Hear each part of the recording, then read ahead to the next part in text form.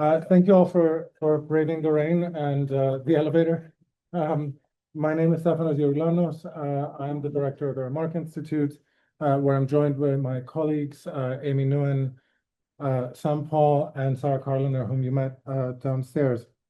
Now, we wanted to do an event already before the Greenland drama of the last couple of months, and to set it up on what appears to be a fraying or a decay or a decline or collapse. I took all of these this morning from the internet of Atlanticism, and you can pick the noun that you find most appropriate. Greenland may have been the trigger, at least in the sense of waking up European elites. But in several events that we hosted over the last year or 2 years, we put a spotlight, sometimes intentionally, sometimes not, on the techno-political and legal differences between Europe and the United States, or the EU and the United States, particularly referring to European attention to the practices of private tech companies like Alphabet and Meta, to say nothing of Palantir, American defense of the same companies, including sometimes through Donald Trump's online threats, the significant cultural and legal divergence around the right to be forgotten. We never did an event on tariffs, and today's kind of the day. I don't really know what to complete that sentence with. And then separately on the Western European perception of the United States as being in a constitutional crisis. We've also hosted events separately around the growth of the international far right, partly through the loud support by the US, and by powerful tech companies and leaders like Elon Musk, and especially with an eye to weakening the EU and presenting international institutions and European regulations as some sort of latter-day Leviathan. Now, these were just things that we did just because it so happened. In recent months, there's been a clear shift in emphasis. The panic over Greenland was the first, and then the concern in Europe over Trump and Putin seems to have worsened in, let's say, in quality, not just in terms of growing anxiety. Just today, there's one article in The Guardian called "Can Europe Survive Without US Defense?" And the Financial Times worries about US investment positions in Europe. That's just today. In the New York Times, articles on Atlantic relations seem to alternate with articles on the, sorry, I can't help it, on the con artist formerly known as Prince Andrew. 500,000, sorry. Con artist seems to be the least of it. Yeah. I really wanted the artist formerly known, and it's all right to click this into something. 500,000 fewer European tourists are visiting the US this year, which isn't actually a major drop. It's about 3%, but nevertheless headline material. And the story goes on from there and there. Is Atlanticism in crisis, and what would that be like? Now, you may well be like me and think that Atlanticism may have long been an unnoticed and long-held assumption that covered up much more than it revealed. I came to the US as a teenager at a point in the late 1990s when the US absolutely seemed to be the future to Europeans. A somewhat disconcerting future, but the future nonetheless. That idea ended up seeming rather flimsy around the time of the Iraq War. And in the years since the Euro crisis, the broader EU crisis has been a far more visible issue and cause to discuss. Is it really a big surprise in some respects that the US has deployed the criticisms regularly directed at the EU from within, this time from without, and with let's say, a kind of maximum critical aggression? Nevertheless, there's a lot of possible options as to how to understand this. Is this a new thing, or is it a longer-term decline? Did Atlanticism end in 1991 and then get replaced by its own shell or ghost, or is something else happening now? Is this a potentially major shift or a bump on the road? And so I wanted to ask three distinguished and interesting speakers to discuss with us today. First will be Constanze Stelzenmüller, who is the director of the Center on the United States and Europe and the inaugural holder of the Fritz Stern Chair on Germany and Transatlantic Relations at Brookings. She held the Kissinger Chair on Foreign Policy. I'll leave out the rest. They can look it up. That's okay. I know Really? That's what I usually say, Scott. I did want to say this goes back to your time at Die Zeit and earlier, and that you now write for the Financial Times. That you've been, that you're just back from the Munich Security Conference, Yep. which they couldn't have looked up. Yeah, true. And have more or less for a couple of decades had a front row seat to experience exactly the developments that we're thinking about. Fair enough. Astrid Chevreuil is a visiting fellow in the Europe, Russia, and Eurasia program at the Center for Strategic and International Studies in Washington, D.C. She's a career diplomat with the French Foreign Service, but also a researcher, where she prioritizes European security, French defense policy, and nuclear issues. We're going to be among the subjects we'll talk about today. And last, but obviously not least, will be Sam Moyn, who is the Chancellor Kent Professor of Law and History at Yale and the author of many books, most influentially, The Last Utopia and Not Enough. Well, actually, The Last Utopia and Not Enough. But more recently, Humane, How the United States Abandoned Peace and Reinvented War from 2021, and Liberalism Against Itself, on Cold War intellectuals in the making of our time. His book on gerontocracy is forthcoming. But it was really his thinking on Humane that prompted me to invite him, and also his general skepticism over conventional approaches to foreign policy and human rights. My hope was that he can provide a different angle on the Atlanticism issue as we go ahead. So I think I don't want to take any more of our time. With no further ado, please welcome our three speakers so we can start. Thank you. Me? All right. First off, thank you very much for this extremely kind introduction and for the opportunity of speaking here. Quick question, can you all hear me at the back? Yeah? My voice is a little rough. It's been a rough week. The week before that was rough as well, Munich. I'm usually jet lagged and exhausted for quite a while afterwards, and this was no exception. I'm particularly pleased to be here because the last time I was at the Remark Institute was when Tony was still alive. So it's been a while. And I knew him quite well. And in fact, in many ways, he was a mentor and a model for me. I was still a quite junior journalist at Die Zeit when he invited me to one of his Remark fora. And I was one of a group of his quote unquote students to whom he would send the initial versions of the New York Review of Books articles that went into the memory chalet when he was already dying from ALS. And I remember crying when I was reading some of them, especially the famous one about him using the use of words and memorizing his essays at night because he couldn't sleep. He was already basically imprisoned in a body that was increasingly becoming a carapace that he could no longer move of his own volition. And so Tony, in many ways, to many of us, I think, was a model not just of how to think about the world and engage with it, but also of how to, behave when faced with overwhelming odds. Really quite extraordinary.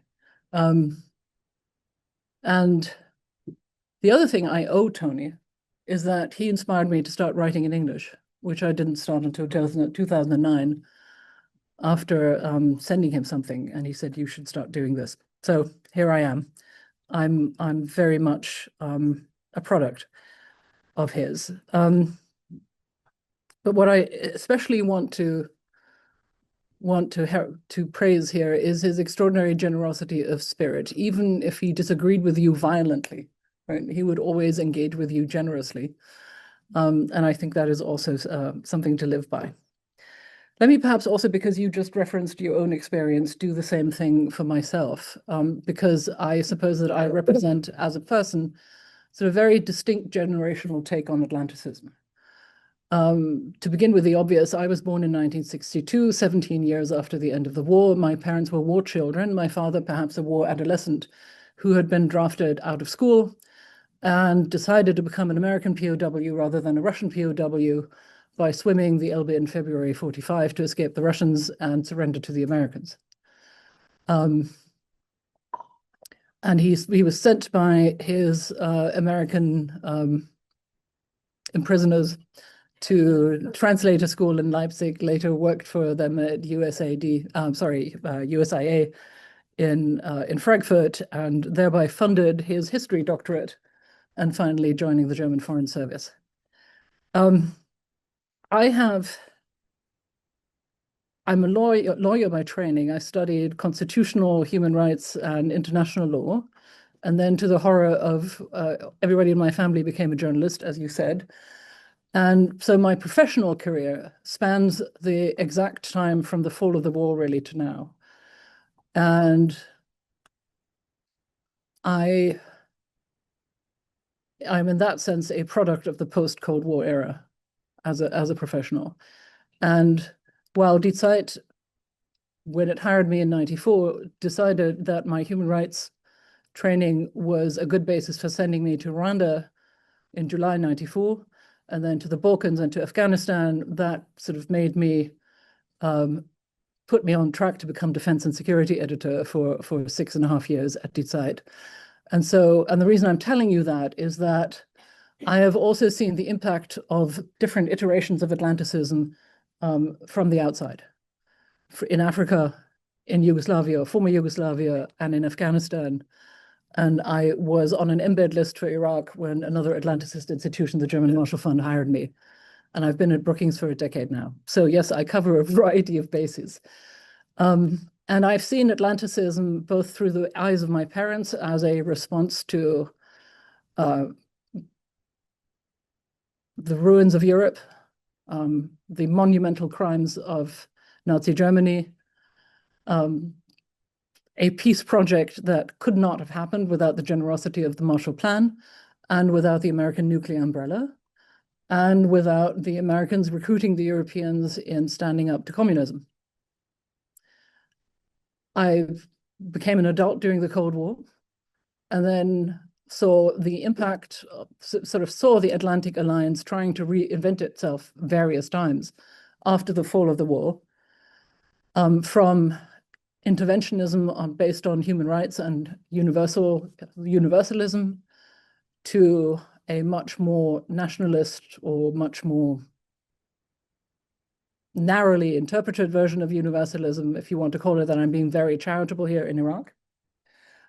And finally, the alliance of democracies against autocracies, and now what I would call a reinvention of the West along authoritarian lines. I was in Munich when Marco Rubio gave that speech. What it outlines is clearly an alliance of authoritarians, of white ethno-nationalists. If you've read it or listened to it, you will have noticed, as I did, the dog whistle for the AfD. We don't want you to be shackled by guilt and shame. That dog whistle will have been heard by the AfD, but it was also heard by the rest of us.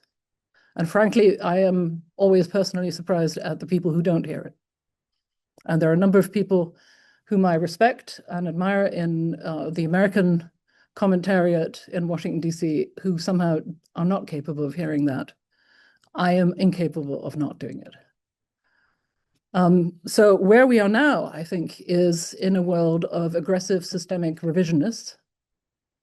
Started with the Russians and the Chinese, but it has now been joined by Trump's America. And it starts with revisionism of the domestic constitutional order, although today's SCOTUS decision on the IEEPA tariffs is something of a roadblock for that. And for those of you who are interested in constitutional law, that wasn't just about Congress being left out of a decision on tariffs. It was a roadblock for Russell Vought's theory of unitary executive power, something much bigger. I haven't had a chance to read the decision yet, much less the dissent by Kavanaugh, Thomas, and Alito, 3 unsurprising names on that count. But, so I don't know how technical the majority opinion's argument is, but de facto, that is a block to the notion of unlimited executive power. So we'll see where that goes. It'll be very interesting. Where we are now, I think, is in a situation where the US is, or at least the Trump administration, is seeking to expand the notion of unlimited power, and the Europeans are looking for agency. We can go into detail on that in Q&A. I don't want to expand on it. I expect Astrid will have something to say about that. It's difficult enough, but we are doing so in a race against time, under pretty malevolent observation from Washington. and on three fronts. We're looking for military strength, political unity, and democratic resilience. All of those, for a variety of reasons, are tall orders and very difficult.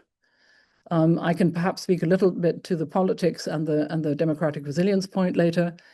I just want to close on this thought. We are about to see, or I think already seeing, what a world looks like where the United States no longer spends 80 billion annually on development aid through USAID, where the US no longer tries to put its considerable soft power and financial power behind a quest to preserve certain global public goods, and where the US is no longer the offshore balancer and unifier in Europe. And it is now left to the rest of the world to figure out how to deal with a world in which that is the case.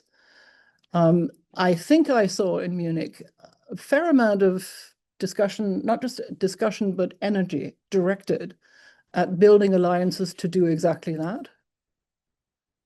But the odds against achieving this and against preventing chaos, minimizing escalatory risks, and preventing war are very considerable. And I'll stop there. Thank you. Thank you.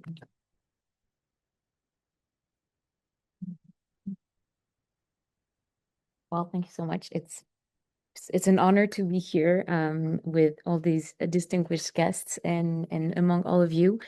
So today I wanted to provide maybe a practitioner's view, a French view as well, because as you mentioned, we are where we sit. We share the visions from where we sit. So I'm a career diplomat.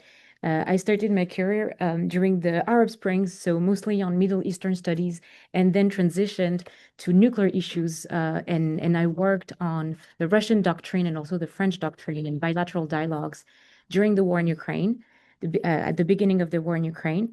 And today I wanted to provide some remarks on European hedging strategies in the nuclear domain, because the nuclear domain is an illustration of the state of relations between great powers, especially the P5, the countries that own nuclear weapons.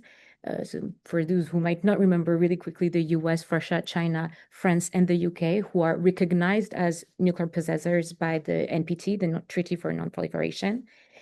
And the nuclear domain is an illustration of the state of relation between allies, because it is a domain that is very different from other military domains. It's a political tool. Nuclear weapons are not meant to be used.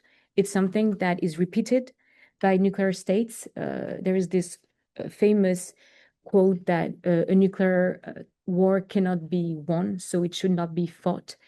And so the nuclear domain is really a political tool. And we tend to forget that because in the current context, it has been used for coercive reasons. And we have also lost this nuclear grammar in the recent years. That was something that was probably more familiar to people, to public opinions during the Cold War.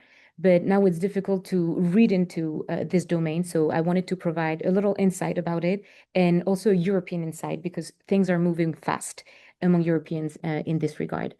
Nuclear credibility is often seen as three dimensions: a political dimension, a military dimension, and a technical one. The technical one, I won't delve into it today. It's mostly, showing that you're able to fire your missiles well, so your enemy would see that you're credible. But I want to emphasize more the political and military dimension of this. The political declaratory policy of nuclear states is basically what they say they're willing to do to help each other or to defend themselves. And it's to defend themselves in the first place. So far, the US declaratory policy has been very intertwined with the alliance security. And we see things moving a bit. And on the military side, the credibility of the nuclear domain, especially for the US, is to show that you are willing to come to the rescue of your allies and to fight conventionally before you even think about the nuclear domain. And so that's why there is this massive American posture in Europe that is supposed to be the backstop to the nuclear domain. And so now I want to talk about a bit the European discussions on nuclear issues and how they're revealing of an increasing distrust towards the US. But maybe just before I do that, I want to talk about the nuclear posture in Europe. I don't know if all of you are familiar with it. We often say that it's 3 layers: the US nuclear posture. So it's all the means that the US possesses. The US extended deterrence, often referred as the US nuclear umbrella. It's nuclear weapons that the US has forward deployed in European countries, such as Germany, Italy, Belgium, the Netherlands. And these nuclear weapons could be used potentially in a regional war that would help the US limit the scale of it. And the last dimension, the last layer of European nuclear deterrence is the French and British nuclear powers. Their reputation is that they're independent decision-making centers and that they don't have to coordinate with the US. So they're a bit of a wild card in the eye of an adversary. And today, that's one of the topics that is discussed most among European allies, because it seems that this wild card that was a bit disregarded in the past seemed to be a bit more credible than it used to. Also, the nuclear posture in Europe used to be at least a fora where allies and the US would discuss together about nuclear issues, especially in NATO in the nuclear planning group. France is not part of this group, and I mean, we can expand on the historical reasons why and why it's still the case in the Q&As, but there was a sense that there would be coordination and information between allies, and we see that these channels today are not working as they used to. So that's it for the nuclear posture in Europe and the sort of landscape that we live in. Then I want to talk about these European discussions on nuclear issues and how they reveal distrust between allies or old allies.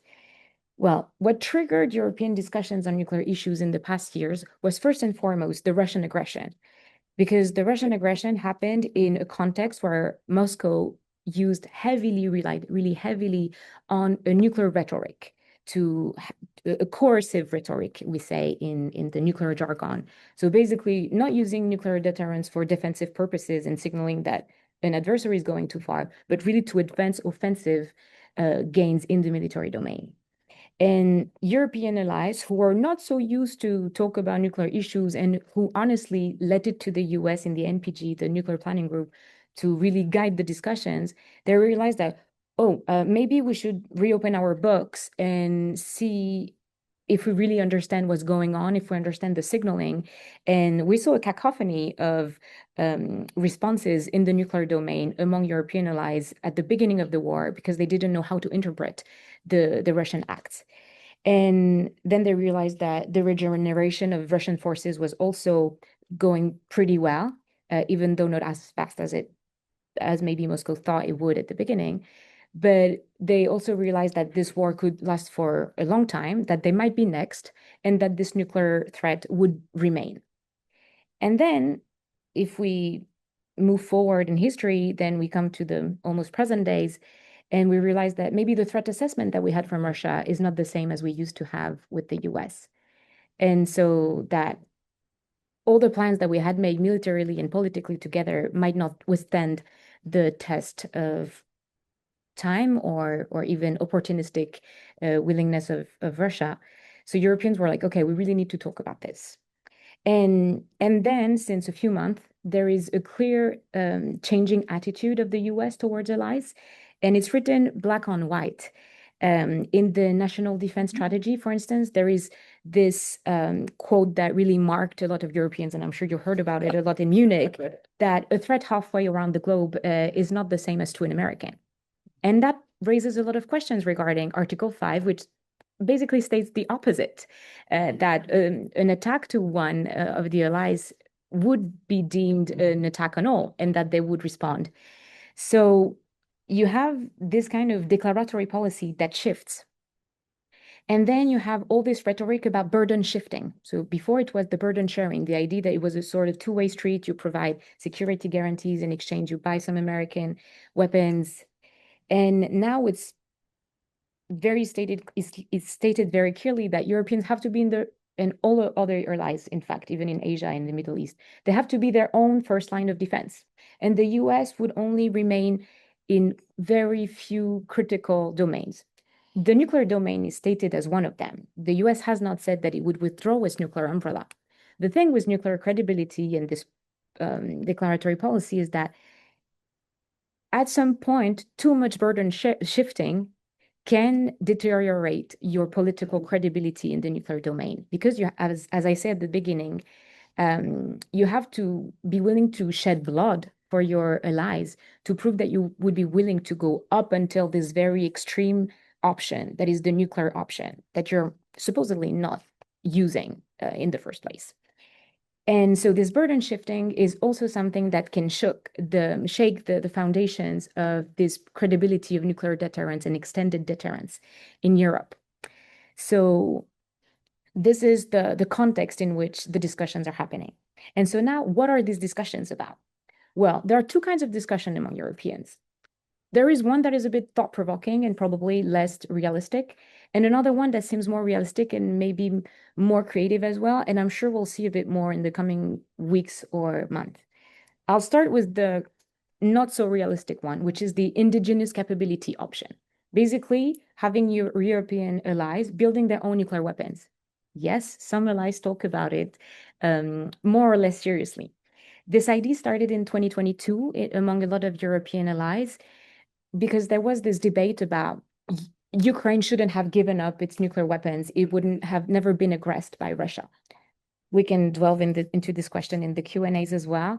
But I would only say that that was probably not exactly the right debate. Ukraine didn't have any policy and military indigenous capabilities to maintain these nuclear weapons that were Soviets. But there was still this idea that you could protect yourself, especially from invasion, territorial invasion, with nuclear weapons. So a lot of Europeans were like, yeah, nuclear weapons are interesting for that.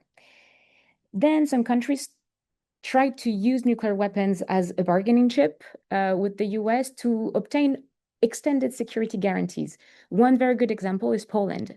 You had Polish authorities stating at a very high level that they were contemplating proliferation, but what they really wanted is probably not an indigenous capability, but they wanted the US to extend the NATO nuclear mission to their territory because they don't have storage facilities and nuclear capabilities on their soil. They're not among the countries that host nuclear weapons. So there was also this diplomatic strategy from European allies.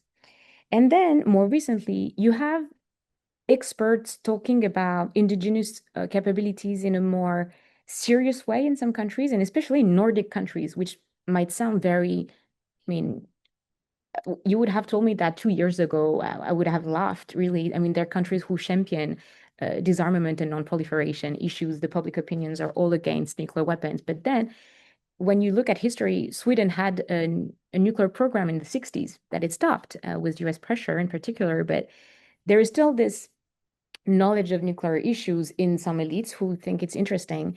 And so you see in very restricted intellectual circle, but still you see some discussions about this. The interesting fact that I wanted to share with you too is that these discussions about indigenous capabilities are supported by a minority of retrencher thinkers in the US. The scientific term for this is friendly proliferation. So the idea that the US would have allies that they would somehow pick or that would be seen as aligned with them, who would go nuclear. And so it would help the US withdraw from some theaters, and that would be actually a benefit for them, for the US. Really quick, the indigenous capability doesn't seem to be a very promising route for most Europeans for 3 reasons. Militarily, it makes you very vulnerable to attacks. And even if some people say that you can build a bomb on ChatGPT, it's not true. It's really hard. It's really long. And so by the time you get a military program, you'll probably get bombed. And so the risk to take at a military level is too high for most Europeans. It would also mean the end of the non-proliferation regime, and these countries would be banned from most multilateral fora. They would be sanctioned. So the political cost is also very high. And speaking of costs, you have the financial and social side of it. And I doubt that a lot of European populations would back this project up, in particular, if they were, to choose between different political priorities in a budgetary constrained context. So that leaves us with another possibility, which in my mind, as a French diplomat, not speaking officially, but I've been working on that. A more promising discussion that is happening in Europe right now is seeing the French deterrent and the British deterrent as a more valid plan B. And so far, what we have seen is declarations of Europeans that have really stood up and also revealed some discussions that were secret so far. At the end of January, the Swedish Prime Minister said that he had preliminary discussions with France on nuclear issues. Last week at the MSC, the German Chancellor also said that he was... I'm sorry, it was a little startling. Yeah. Well, he said we've been having talks. No, but we said we've been having what's the word? Secret talks with the French. Yeah. Which, yeah, exactly. In a speech. So secret. That shows that there is a lot to be done on European deterrence as well. But so there's the Germans. Also, the British Prime Minister mentioned it in his speech at the MSC. So all of a sudden, you have all of these Europeans coming out of the wood and saying, yes, we're having these discussions about it. That's a signal to the US. That's also a signal to adversaries that they're getting ready and that they have a plan B in case the US let them down. Obviously, the French and British option would not replace US extended deterrence because their doctrine is not made to be an extended deterrent. But it doesn't preclude Europeans to think about it as a not a replacement, a complement. A complement that would be more robust than it used to be. So far, just Europeans didn't think about it. It just existed. They thought it was protecting French people and British people, and that was about it. Maybe for the UK, there was a sense that it was a bit more connected to NATO, but it was not regarded as something very credible. Now they're having real talks about, okay, how is your doctrine working? What's the shape of your arsenal again? Could you tell us a bit more about how you signal, how you would be, how you're ready? So for instance, signaling is when you do exercises and you show that your forces are ready, you show some movements, usually in the sky, because with the submarines, it's harder to show anything. They're supposed to be survivable, so you're not supposed to see them. Sometimes you see when they go down, they do like a little trick around the submarine before they go. And so basically, these discussions have been happening, and it seems that further cooperation is happening. Last summer, there was a declaration between France and the UK that is deepening their cooperation in the nuclear domain. And there is a speech by President Macron that is upcoming in the coming days or coming weeks that should elaborate on the European dimension of the French doctrine. So I wanted to leave you with that, the state of debates in Europe about these issues and how they reveal the shifting relationship with the US. Thank you.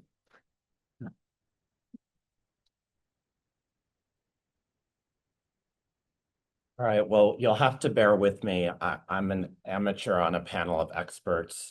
When I, tried to get out of this, when Stefanos invited me, I said that's the only role I could play, and he said come on. he wanted me to do it. So I'm going to provide views of a much more distant observer and much less well-informed than, take it or leave it for what it's worth. So I don't know if you asked me about Atlanticism and its future, I start as a historian with what it has been, and fundamentally it begins as a euphemism or synonym for the Cold War alliance against the Soviet Union. And it raises interesting questions, if that's the case, about what the deeper roots were. And of course, as she's already mentioned, what its star-crossed trajectory could look like after its original purpose has been served. I do want to dwell for a second on the deeper roots, just because if we look at them, we might see Marco Rubio in his kind of neocon version of Trumpism as much less exceptional than we might like in historical terms. Of course, before the Cold War alliance, there was the building before World War II over decades of an Anglo alliance, which became the core of the Cold War alliance with, Adolf Hitler's Europe, or the Western half of it, joining sooner or later, and then the rest of it over time.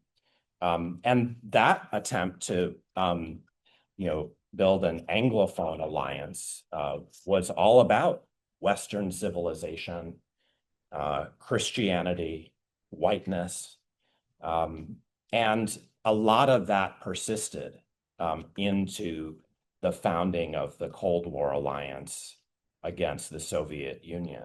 If you just look at the rhetoric that accompanied the 1940s launching of NATO, you'll find it's replete with references to Western civilization, civilizational discourse, Christian identity, and it wasn't necessarily liberal internationalism, because never forget that clerico-fascist Portugal was a founding member of NATO. West Germany allowed to join only in 1955. And yet, of course, the Western alliance, does contain the Soviet Union, at least in continental Europe during those long decades. Maybe we could get into what the fate of the rest of the world was in that time, the non-white, non-Christian world, as a result of the European nervous armed peace secured after World War II. But certainly, Atlanticism had a clear purpose, and maybe it succeeded in that purpose, certainly through 1989. I think what's fascinating, as we've already heard, is this period after. And I won't say too much about it, just because I don't want to take up time and interfere with the discussion, but we would have to talk about how the concept of the Atlantic, which always excluded the South, absolutely, was extended east after the end of the Soviet Union. And that's really important, even if you don't want to flirt with the edgy proposition that NATO expansion, so controversial in its time, played some role in the coming of the Ukraine war. It was really it's really an important period to cover, because I think it's in the background of our current events and current debates about whether Atlanticism has a future, what it should look like. I totally agree that the humanitarianization of Atlanticism is also a kind of pivotal development. I personally was a White House intern for 6 months during the 1999 bombings of Serbia, and that, I think, was a fateful and certainly fascinating event. I never stopped meditating on what I was involved in, not least because Vladimir Putin understands that to have been a revolutionary moment that has motivated a lot of his foreign policy since. Let's also never forget this humanitarian moment, for how long it lasted, including in basically the destruction of Libya in the evolution of a humanitarian mission and its transformation into regime change. Maybe fortunately for the Atlanticist concept, Putin allowed for all that to be forgotten in 2022. And NATO in particular, and maybe Atlanticism in general, to be massively re-legitimated. The aggression that he perpetrated, whatever we want to say about the justifications he offered, really did provide a sense of a unified West against a new enemy, a kind of return to the comfort, such as it was, of this Cold War Atlanticism with a malignant enemy to the east. And yet, I think we can all agree maybe that that re-legitimation was a bit of an illusion. Looking at it now, and I don't just mean that we should look at, well, what actually has happened in Ukraine, what is going to be the outcome of that ongoing conflict. I mainly mean that the inception of the Ukraine war and the further expansion of NATO in response to it also came in between these two administrations, Donald Trump 1.0 and Donald Trump 2.0. And especially the second, I think, has now left us very confused about what kind of identity the Atlantic powers, if they have much in common anymore, should adopt. I do want to say, this will be my edgiest comment, that it is fascinating to watch West Europeans respond to Donald Trump, starting in 2016, but especially in the second term since last year, because it looks a lot like a response in the face of Trump's clear skepticism towards NATO, like a story of vassals nostalgic for the familiarity of the role their feudal lord has so long played. But as Mark Carney, I think, rightly said, nostalgia is not a strategy. That's a direct quote from his famous address, which I liked. I would have thought, and maybe West Europeans have now been pushed by Donald Trump in this direction, that for a long time we've known a multipolar world was coming. The comforts and the dangers, too, of Pax Americana are passing. There's no hope except for turning a multipolar world to a good set of outcomes, or better, rather than a worse one. And I think the main question about Atlanticism is not whether it survives or how, but how West European powers can play a role in the coming of that kind of more better multipolar world than worse. It seems like Pax Americana left a lot to be desired. I think if we avoid nostalgia, we see it was a mixed bag, and so maybe there is a chance to improve things from our current situation rather than worsen them, although that's obviously a possibility. But I'll close by saying I think we shouldn't indulge in kind of the crisis-ridden sense that change is happening very quickly, because maybe it's not. And maybe actually, just as the decline of great powers can take a long time, centuries in some cases, so Atlanticism will become less pertinent slowly rather than quickly. So imagine, if you will, with me, and I'm just reading headlines, as much as I do, what could be the likely futures, looking at the politics of this country? Well, I don't know. I mean, if Donald Trump, will have some successor in the Republican Party, it could well be Marco Rubio. If not, it could be J.D. Vance, and probably in the eventuality that somehow Donald Trump is able to have his project survive him, we should think clearly about what those two forces, which are very different in the Republican Party, look like. One, the more, as I called it, more neocon version of Trumpism. One, the more, I don't know, isolationist version. Both of them, as I think are returning to some of the civilizationalist roots of Atlanticism and the Christian roots, but they still differ in very interesting ways.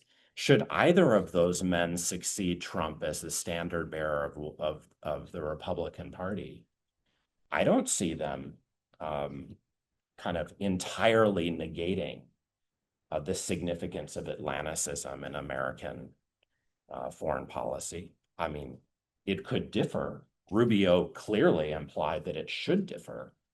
But the main point of his speech was that it should be preserved.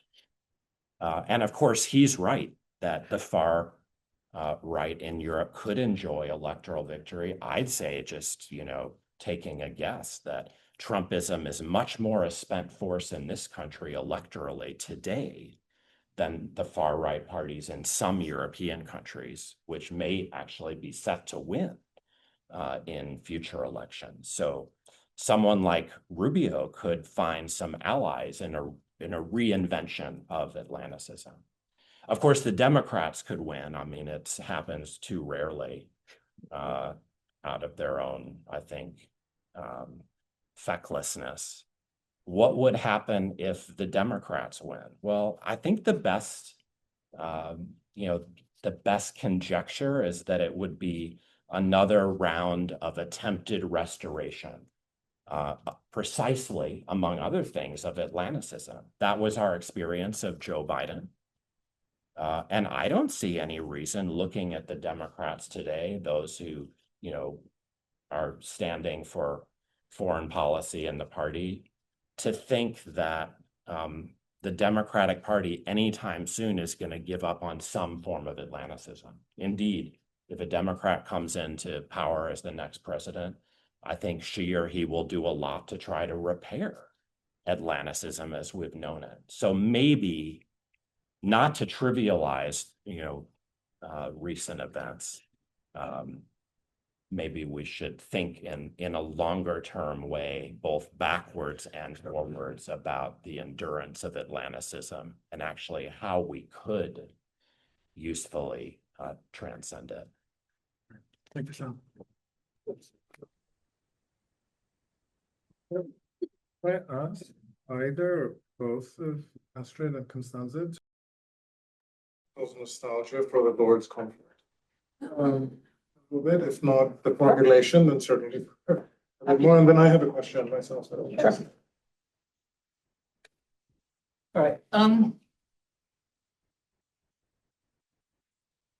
This has been fascinating, and I have a lot that I would like to constructively disagree with you with. And we could go on for days about this, I think.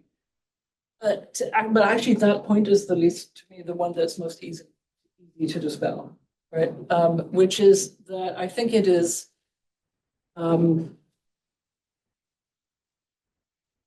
that figure is very much, I think, at the heart of how somebody like both Vance or Rubio thinks about the utility of an alliance with the Europeans, right?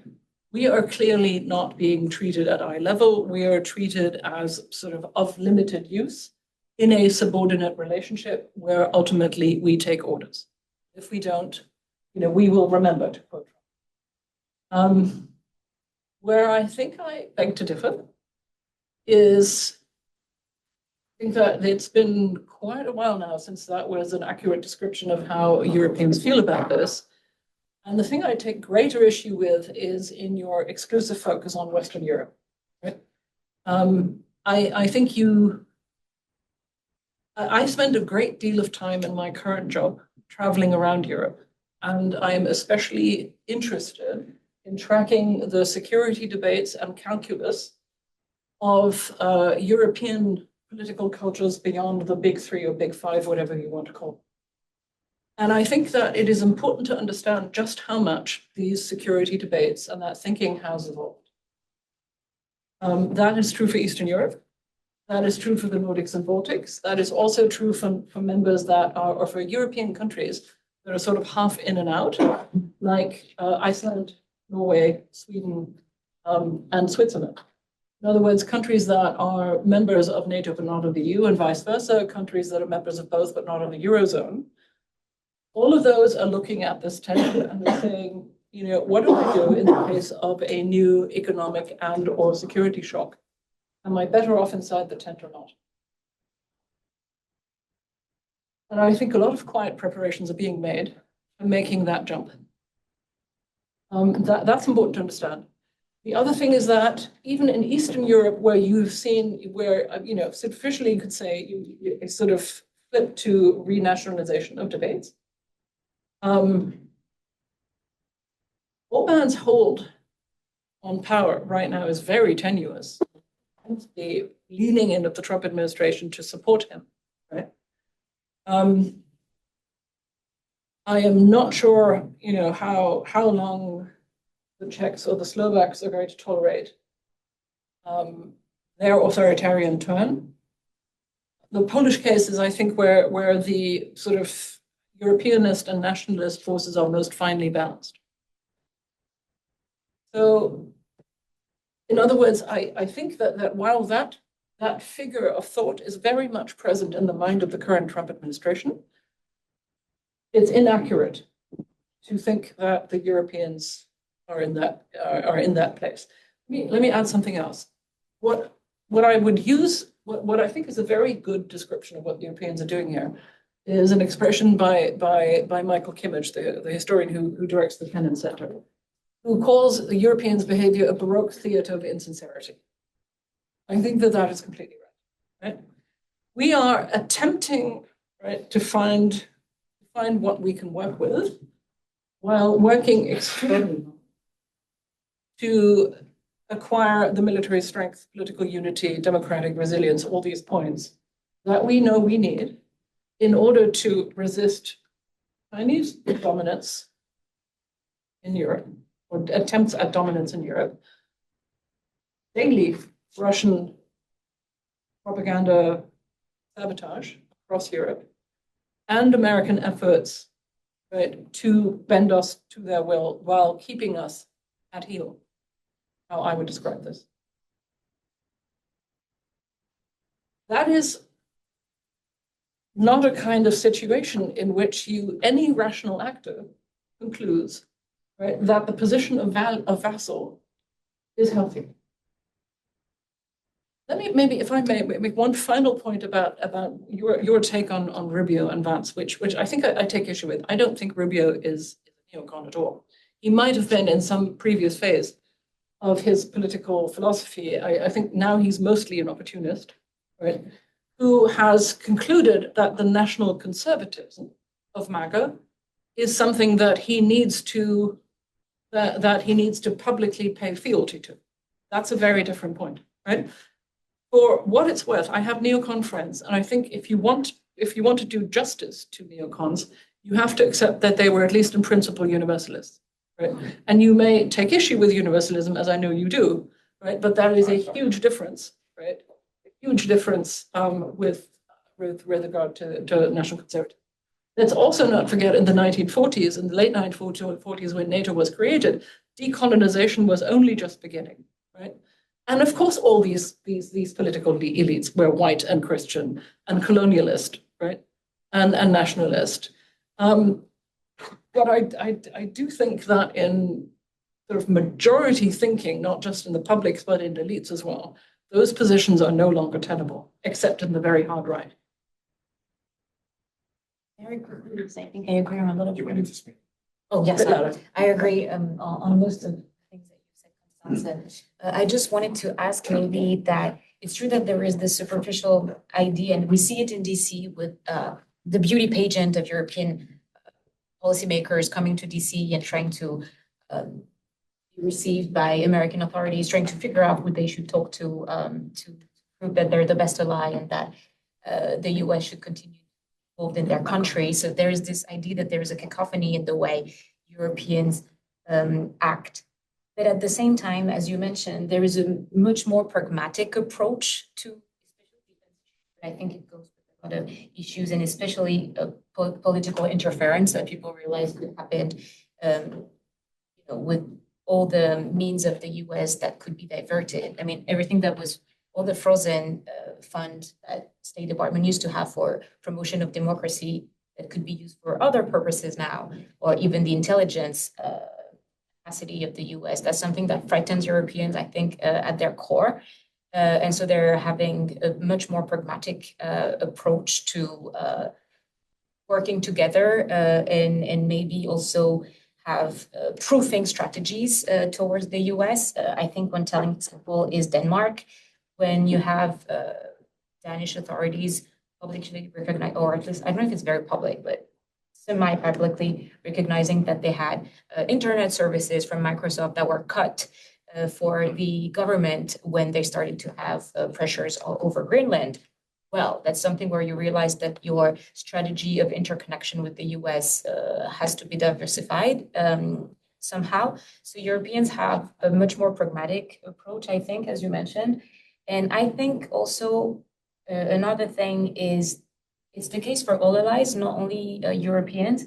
And I'm guessing that one adverse effect of the current strategy that the US has to try to pressure Europe to become this civilizational sphere or share some values, have this sort of embrace that maybe Europeans don't want to share with the US at the moment, it actually puts Europeans in a position to be closer with other allies and partners of the US. And in Asia in particular, we see much more exchanges between Europeans and Asians than in the past decade, for instance, or even other in Middle Eastern countries. But I think in particular, for instance, in the nuclear realm, that's somewhere where we see more exchanges, or on the contrary, in the past, the US took pride in being this sort of bridge between European allies on the one hand and Asian allies on the other, but they were the one who were passing on the messages and they were not really talking together. And now you see these hedging strategies happening in a lot of different domains. And in the defense domain, you see also more like industrial cooperation between Asia and Europe bypassing the US because they just want to have diversifying strategies. You want to comment now or just? I'm going to hold my question for a little bit later. I'll hold a list of people with questions. Please keep your questions to like 45 seconds and end it in a question mark rather than this is more of a comment than a question. Christian, I noted. Great, thanks. I'll try and be quick. Just cut me off if I keep going. I couldn't help thinking of the distinction Donald Rumsfeld drew between new and old Europe when he was trying to get a coalition of the willing together. And I thought maybe there's a sort of enthusiasm for a new Europe on the part of the Trump administration rather than just turning away from Atlanticism. A couple of things made me think about this. Hillary Clinton was on German TV on Wednesday night saying that the Trump people are sending money and resources to the all-bound people so they'll win in Hungary. And a couple of weeks ago when Nigel Farage in Britain was receiving all these conservative dissidents, it was at an event sponsored by the Heartland Institute, the climate-denying libertarian American think tank. I thought, what is it about this new Europe, maybe this new populist Europe that's so appealing? Is it that the Trump people want to tame the regulatory monster that's the EU, and kind of do Meta and Google a favor? Is it they want Europe to spend more money on the military so they can sell their military hardware? Is it an energy thing? Do they want to sell shale oil now that the Russians are not able to? I'm kind of curious if there is a reinvented Atlanticism going on and not just a disengagement, what's going on? Why? Only one would. Okay. Sam, you suggested Rubio wants to preserve the alliance, but it seems to me he's saying, yes, I want to preserve it, provided you do everything that we tell you to do, that Vance told you to do in a very nasty way last year. And the question for Europe is, what will they concede on? You described it as a relationship of sort of vassals was seen, Lord was bound.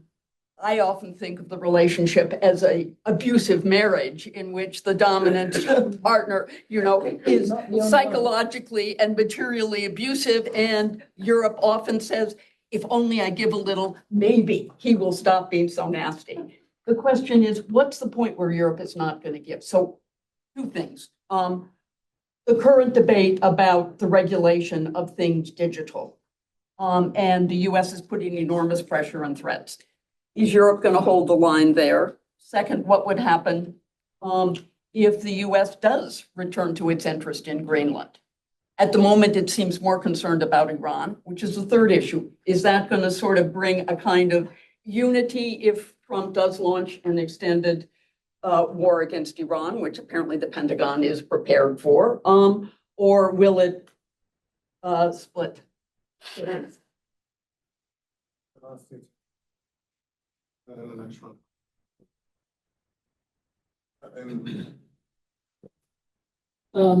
Okay, thank you. All very good questions.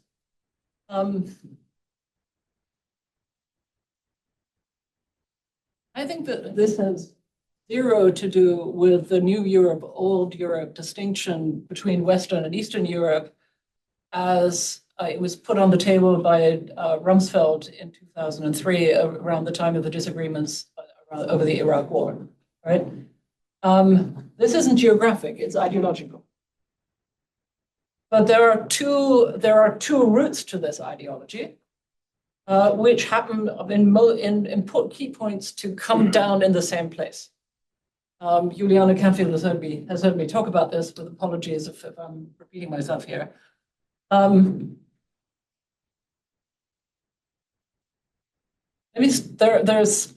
I call the two camps the ultra-libertarians and reactionary national conservatives.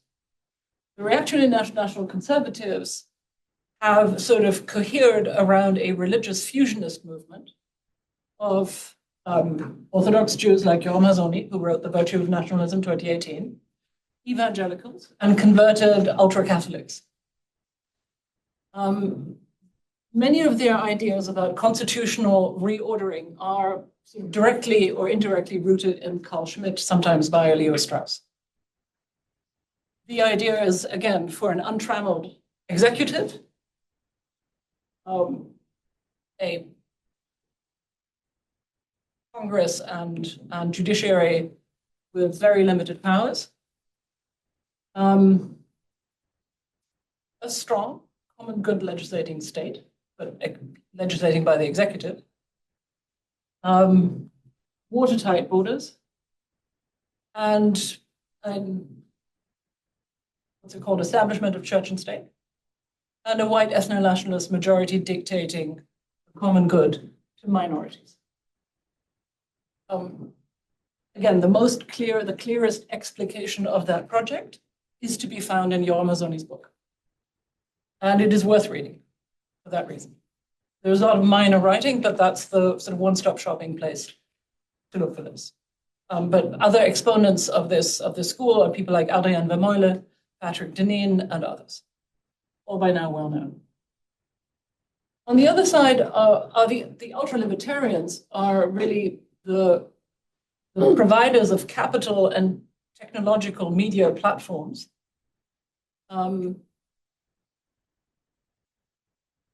Silicon Valley elites who, for one reason or another, have decided that representative democracy is no longer fit for purpose,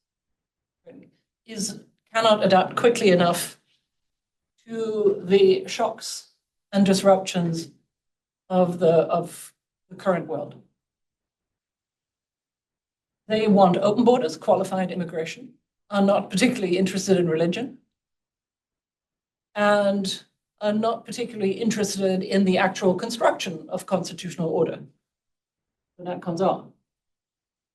Where they come down together, really, is, again, their contempt for representative democracy and their contempt for values-based alliances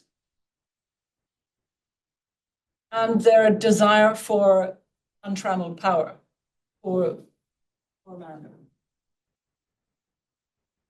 And so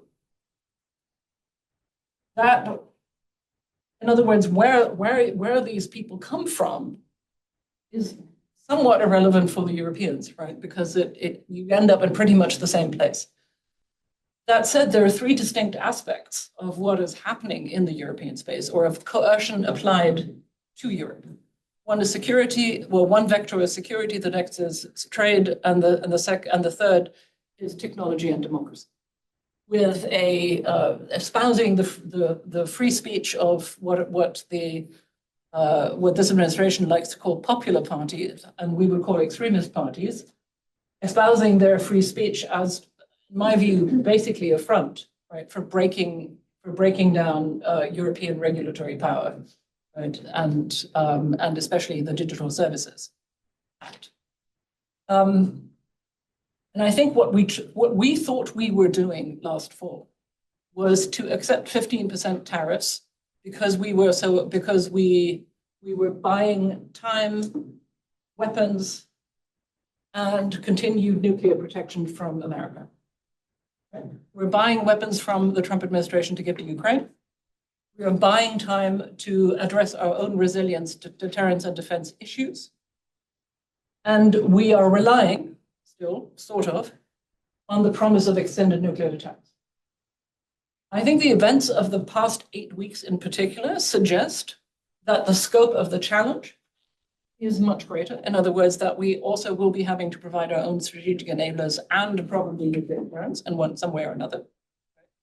Except that our fiscal bandwidth is so limited in most cases that we will have to address our conventional deficiencies before coming to the nuclear aspect. Then again, in that context, I like to quote Radek Sikorski, the Polish foreign minister, who keeps reminding us that we just have to be better than the Russians, not as good as the Americans. In other words, I think to me, the focus on nuclear deterrence is ultimately, in the current moment, a distraction. Not in the medium and long term, but for now it is. And then there is the technology and democracy front, which I think is currently heating up. We thought we could negotiate that into a sort of technical space. It's clearly now becoming a live wire issue. And I think that is where, that is really a place where a crowbar could be inserted to break up the European project. Because our regulatory power, apart from the single market, is really what makes us a peer power and a force extender, a source of leverage for the United States. If we lose that, right, we become vulnerable in ways that we currently can't even imagine. That was really interesting. And I'd just like to return to Molly's contrast at the tail end of her comment between kind of gestures towards an attack on Greenland, maybe a loss leader or trolling, maybe it's real on the one hand, and then the rest of the world where there already have been attacks, strikes, contravention of international law, snatch and grab / kidnapping of Nicholas, blatant contravention of international law. And what is fascinating for this discussion is to inquire into, especially the Europeans' very differential responses to these events. Of course, the alleged, coming of a strike on Greenland would antagonize them to no end and lead them to fear the splintering of the Western alliance. But these other events, well, no, I mean, they didn't elicit much condemnation, especially on legal grounds. And indeed, you found a lot of Europeans saying, well, actually, Maduro was a really bad guy and he wasn't elected in the first place and so forth. So, I mean, that could all be justified, but it seems as if your question, helps get at a way in which there's been some double standards for a very long time. I mean, you're right that maybe the European traditions of compliance with American might are waning. We still have the major moment in the abusive marriage where there was pushback was at the time of the Iraq War, not since. And yet there could be more pushback coming. But elsewhere in the world, not Greenland, there's not a lot of pushback. I know, Susanna, you have to go, so why don't you go ahead? If you don't mind introducing yourselves, please, when you first say it very quickly. I'm Suzanne Schneider. I work on the global right and national conservatism in particular. And one thing that you hear about, I've heard for many years in that space, is the kind of wanting to pivot away from Russia toward China, and China as being the actual threat that the NatComs need to be concerned about. And I was just wondering if you all could say something about that in terms of how the China piece is kind of being managed within this kind of, the Atlanticism or transatlantic relations. And second, very quick question is just, it seemed to me from a purely political strategy perspective, any chance of getting Donald Trump out of office and kind of defeating the MAGA movement is going to have to take advantage of the considerable energies in the United States that's growing on a kind of social democratic left. Many of whom are quite skeptical of this kind of project of Atlanticism, particularly in its kind of prior iterations, precisely because Atlanticism and the kind of, Pax Americana was a quite ugly thing for much of the global South. And how do you actually speak to that kind of contingent and make the case for the importance of this alliance kind of going forward into this century? I just add to that question for these two, because the social democratic left is skeptical of Atlanticism on universalist grounds. Okay, why don't we do these two and then?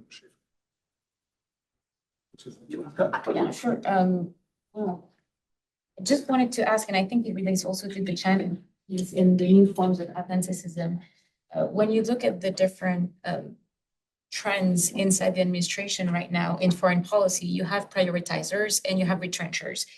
They aim for different things. Prioritizers, they want to prioritize some spheres, whether it's the Western Hemisphere or Asia, but it's never Europe. And retrenchers, well, they don't want to have to deal a lot with the rest of the world, so it's America first in its purest form. In either case, Europeans don't really have a place in this ideology, and I think in Europe there is an increasing sense of that they're not on the list of priorities, and that they will have to make their own priorities and de-risk from America. There is also a generational shift in view. I think that's something we have not really talked about.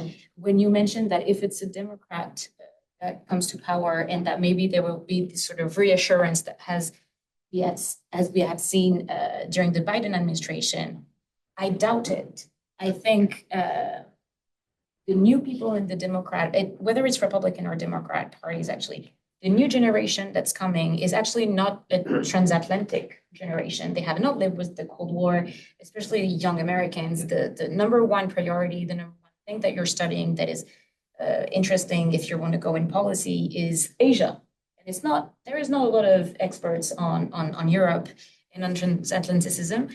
And I think there is an increased sense of that in Europe as well, that we're not going to be a priority, so we'd better think by ourselves and maybe see what's the priority. And in this regard, I wanted to touch on one of your points about tech.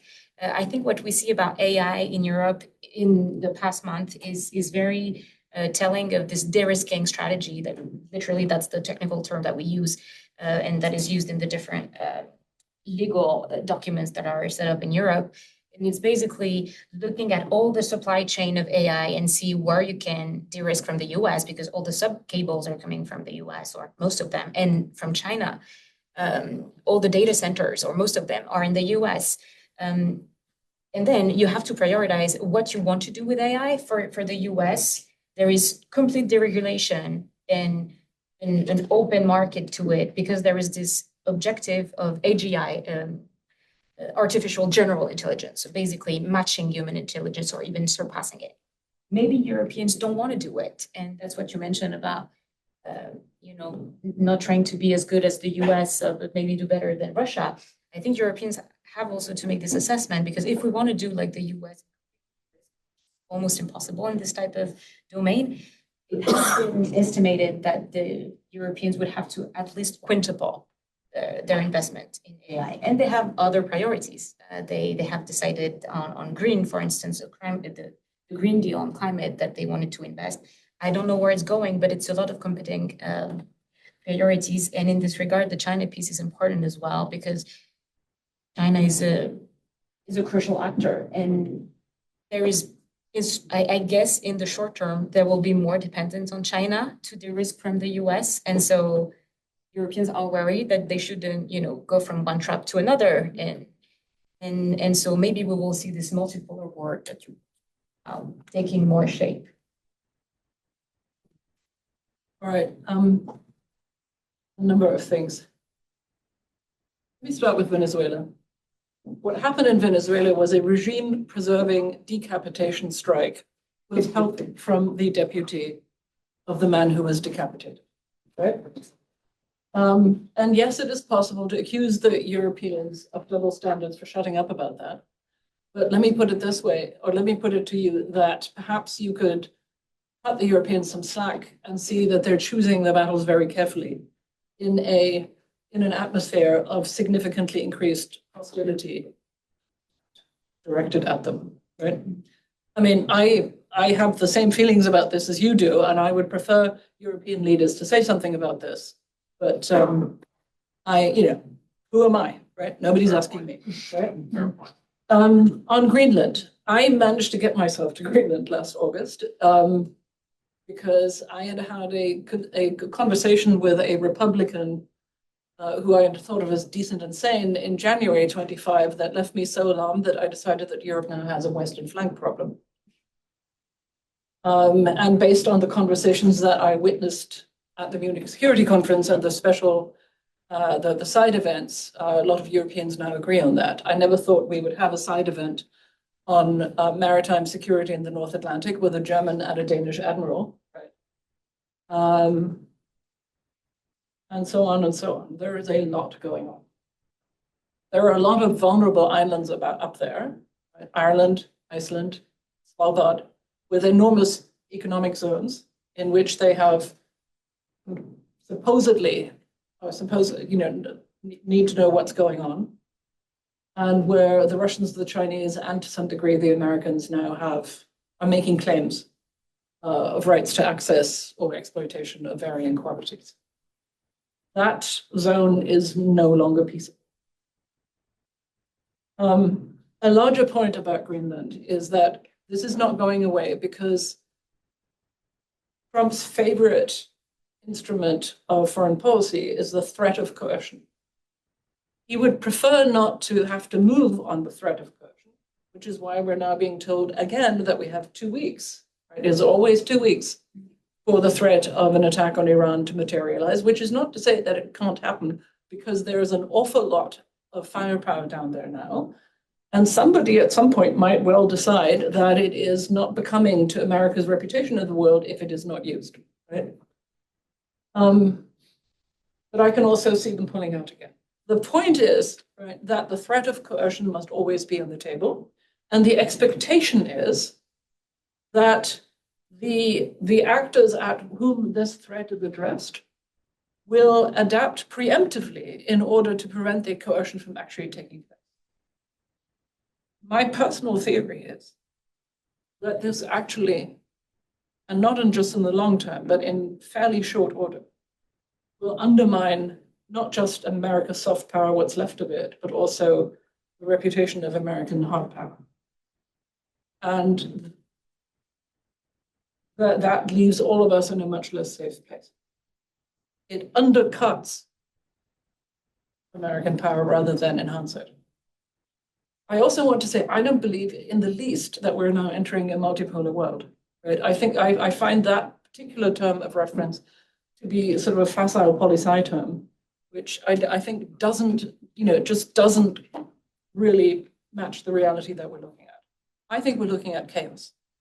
Chaos in which 3 aggressive systemic revisionist great powers are trying to, I think, overcome fears of a loss of output control by increasingly erratic, right, authoritarian, and malevolent behavior. Right? That is, but I also see, and I really want to say this, and I was like you, these are things I never thought I could imagine 2 years ago.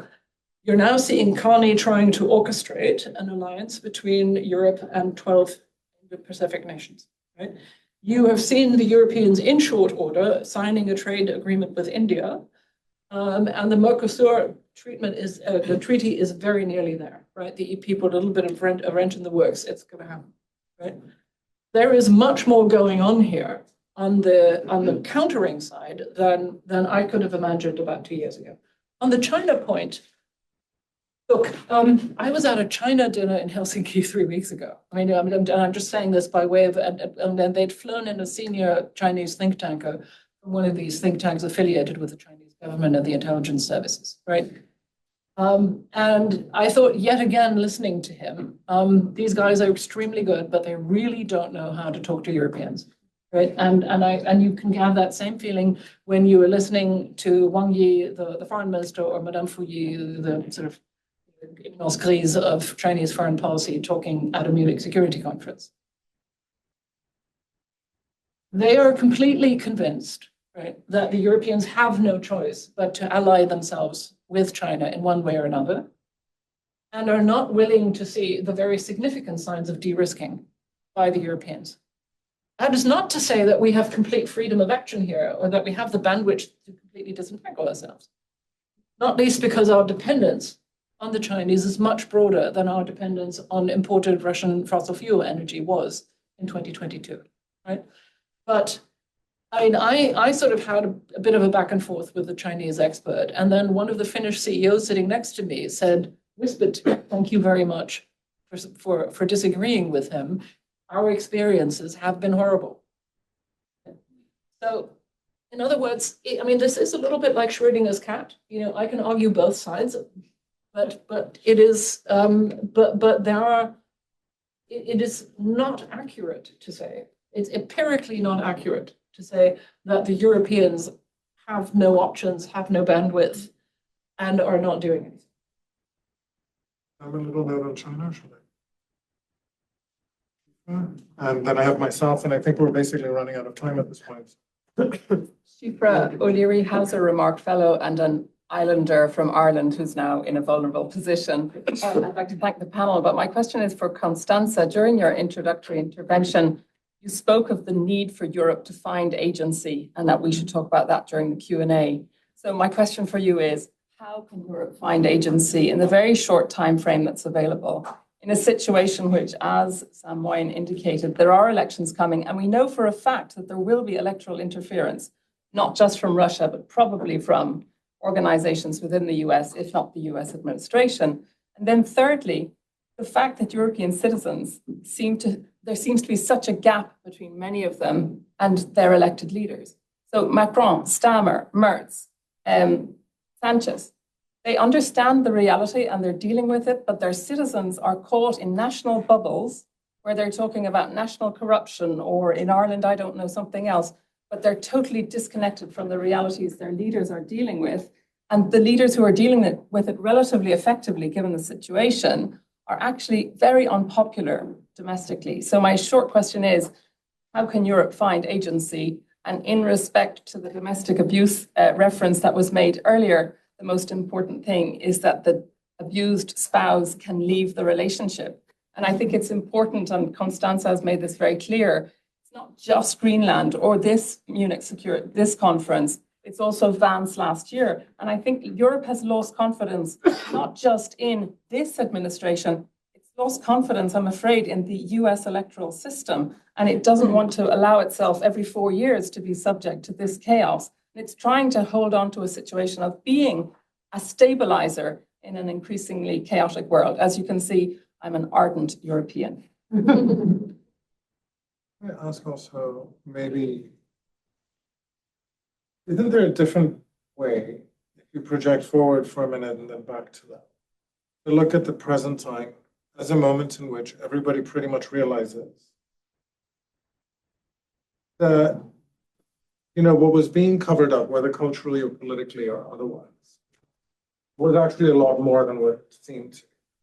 The Europeans, that they haven't had a serious independent security system in the way that nations have armies for about 25, 30 years since the end of the Cold War, in such a manner that they always needed to rely on an American front and presence and power, and in such a manner that ultimately the European project wouldn't necessarily have the kind of attachment that, you know, nation states have had by virtue of their armies, or not even necessarily exactly nation states, but where armies have provided or kind of obligation to an army or a social relationship with an army has provided a kind of capacity to think as a kind of larger unit. I'm not somehow suggesting that if there was an EU army, this would somehow like magic away all the European issues. But isn't there a way in which US expectations in Europe and European expectations of the US have been so, let's say, so essentialized over time that everybody in this room is talking with a kind of grand anxiety, as though there weren't a somewhat different way to proceed the last 15 years as a series for Europe, as a series of crises that demonstrate both where strengths existed in a European project and how there wasn't quite enough willingness to actually get anybody to back it up because nobody actually really needed to. Everybody could just say, well, of course, the finance is there, the economics is there, the army is the American army if there ever is a need. You know, do we really have to? We can just hate the people who are in Brussels or elsewhere actually just doing what they're supposed to be doing because we more or less agreed indirectly that this is what would happen. Nobody actually has to put any real stock in it in the setup and the process. So I wonder if there isn't a different way of actually reading a current moment, not so much as a kind of, you know, yes, with all the versions of pressure, not abuse and so on that come in, but also as a possible scenario in which, yes, for all the weight that'll come to you, all the difficulty and pressure that comes for either or both sides, or at least Europe, as far as I'm concerned. There's also kind of opening of a horizon where even for all lack of agency, there's a possibility of recognizing something about what was there about a European project to begin with. I haven't been addressed by these questions, which are great, and so I'd like to. Oh, that one is kind of. I want to throw out one more for my fellow. But how about panelists. answering them all the same? Who Well, cares no, whether you because were addressed I or would not? prefer to add my own question. Go for it. Which is kind of going back. I hate political science jargon. I agree with you fully there. But no one who uses those terms thinks that world orders don't have more or less chaos. Bipolar world order of the Cold War was extreme in the global. I wonder if you think there was no unipolar order in our professional lives, because I think there was, and it was pretty chaotic, especially on the borders. And so I think China is an emergent great power, and the United States is a declining great power. We're not sure what will happen to the bloc, but there will be chaos for sure, but it's a chaos against the background of this change. Is that wrong also? Because that's all I meant by multipolar.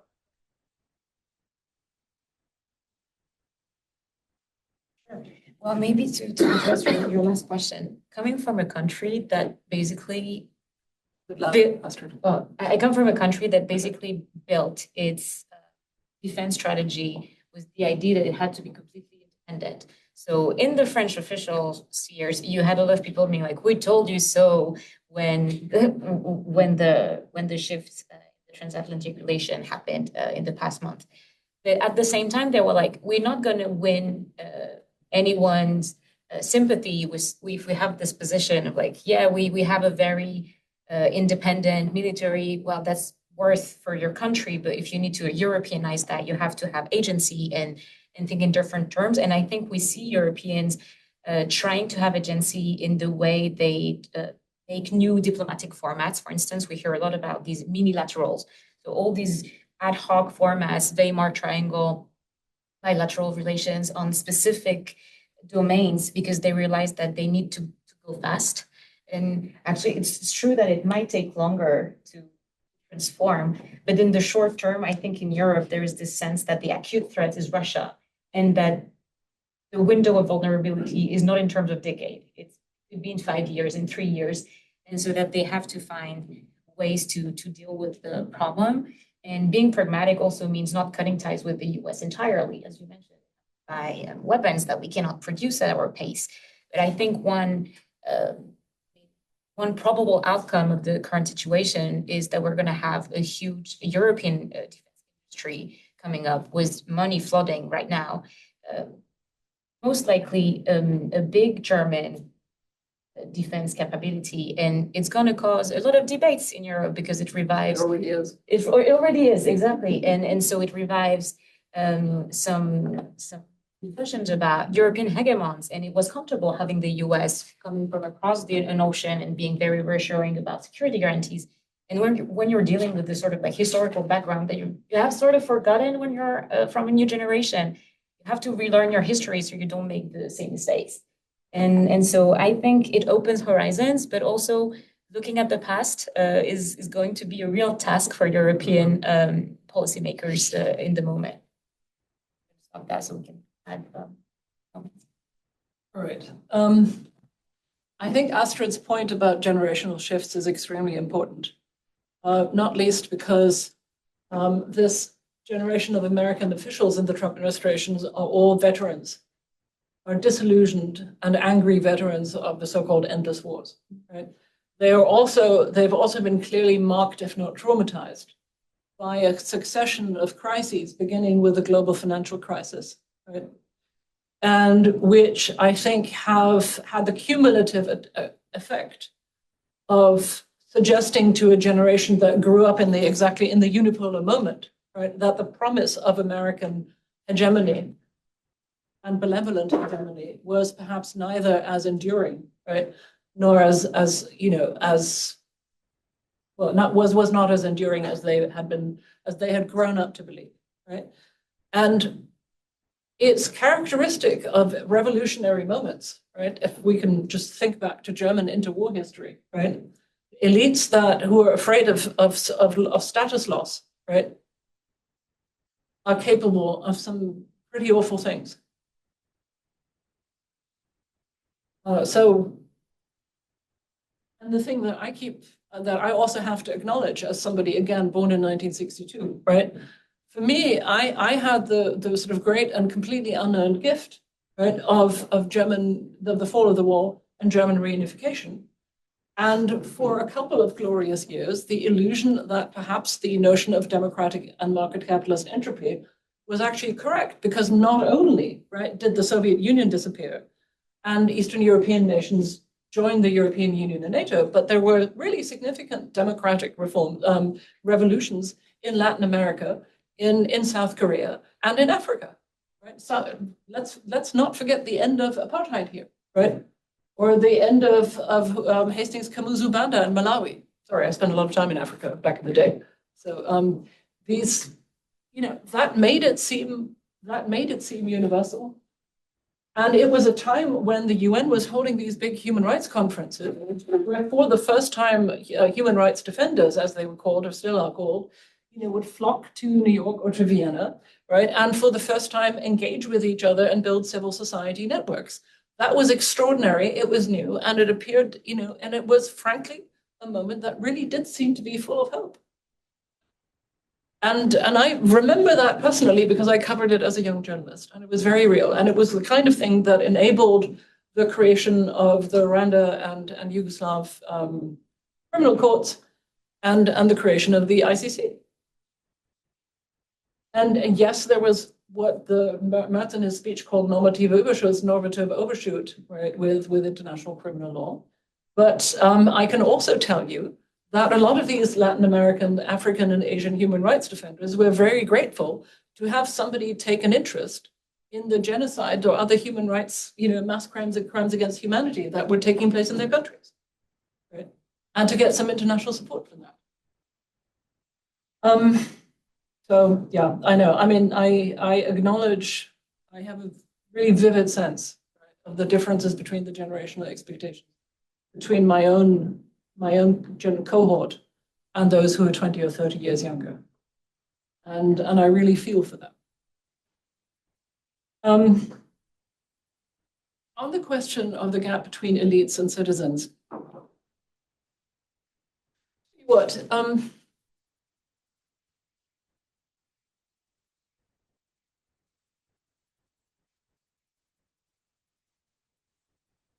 that's both true and not true.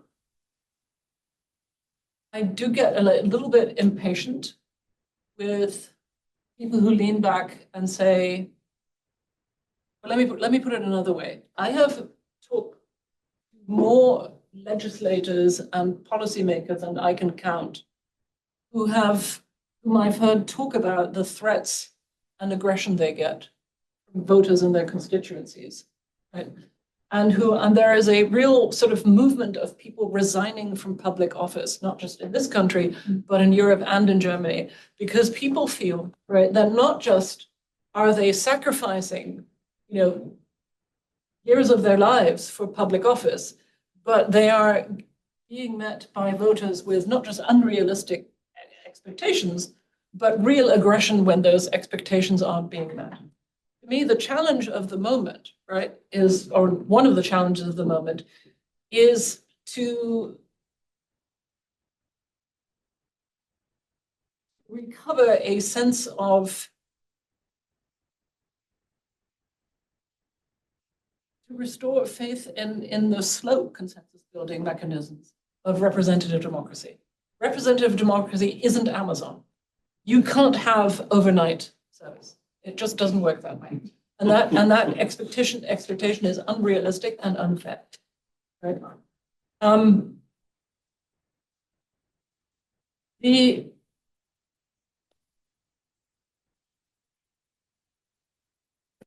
Look, the word that I like to use for European-American relations in the past year, you could call it toxic codependency. You can also call it learned helplessness, right? And we did really well with that because relying on growth out of trade with China, relying on cheap Russian fossil fuel, and relying on the American nuclear umbrella meant that we could redirect, right, our budgets towards social peace.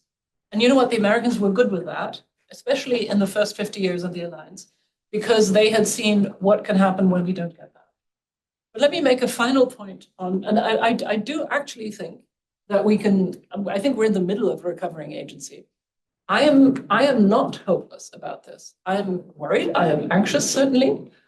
Lots of things I lie awake about, but in general, I think we're actually rediscovering our sense of purpose.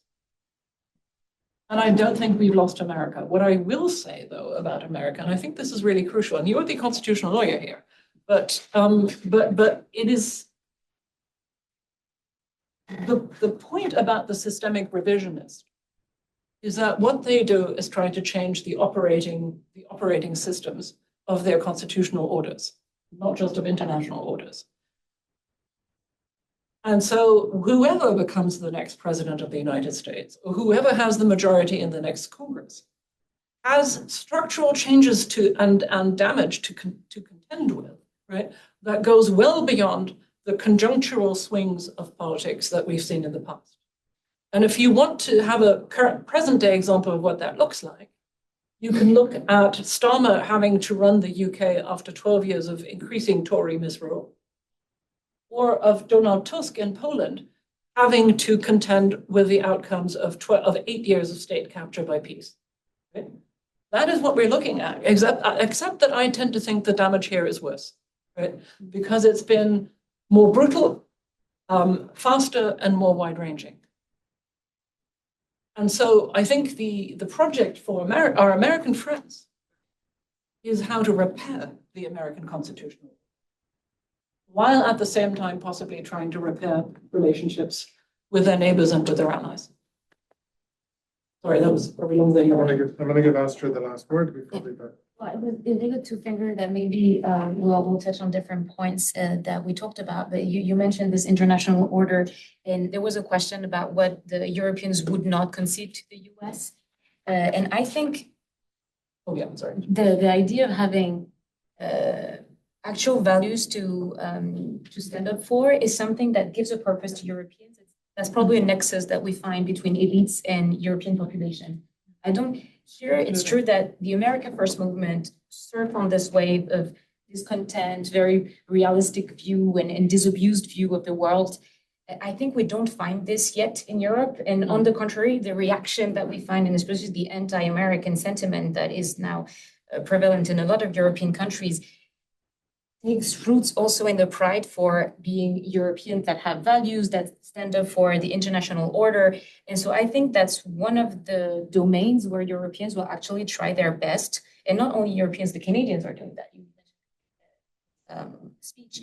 I think that's an area where we will see Europeans stand up for these norms, but maybe not having the same discourses that they used to have past years or decades that was basically international norms or rule-based order for the sake of it and because it was good, but explaining it in a pragmatic way to show that even in terms of power dynamics, the US and other countries have an interest in staying in it.